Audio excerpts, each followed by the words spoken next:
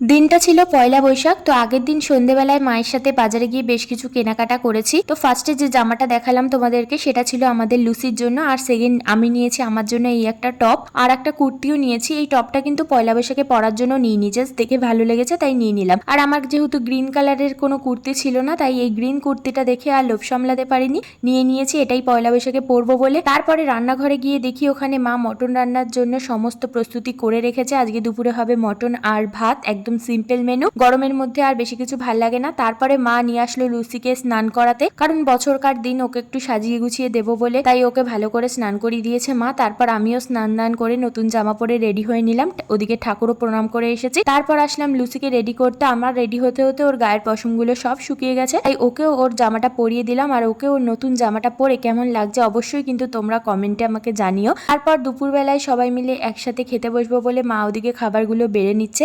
তো আমাদের তো শুধু মটন আর ভাত হয়েছিল, আর ওদিকে বম্মা দিয়ে গেছিল ইঁচড় চিংড়ি। ইঁচড় চিংড়িটা খেতে জাস্ট দারুণ হয়েছিল। তাড়াতাড়ি করে খাওয়া দাওয়া সেরে চলে আসলাম বাইরে। বিকেলবেলায় গাছে জল দিতে হবে, এটা হয়েছে আমার রোজকার ডিউটি। বৃষ্টি হলে এই ডিউটিটা থাকে না। তো যাই হোক, এখানে আমি প্রচুর গাছ লাগিয়েছি, সব তোমাদের একদিন একটা ভিডিওতে আলাদা করে দেখাবো। অনেকদিন ধরেই বলেছি দেখাবো, কিন্তু কিছুতেই দেখানো হয়নি। এরপর সন্ধেবেলায় আমাদের যেহেতু কোথাও যাওয়ার ছিল না, তার জন্য সেই আগের দিনের আনা মাজাটা সবাই মিলে ভাগ করে খেলাম। তো এইভাবেই আমাদের পয়লা বৈশাখের দিনটা কাটলো। আর মাজা খাওয়া কমপ্লিট হয়ে যাওয়ার পর ভীষণ বোর লাগছিল বলে একটা ছবি আঁকলাম। এই ছবিটা আমি মাটির থালায় আঁকবো, কিন্তু তার আগে কাগজে ড্র করে একটু দেখে নিলাম। তো কেমন হয়েছে অবশ্যই জানিও। আজকের মতন টাটা, দেখা হচ্ছে নেক্সট ভিডিওতে।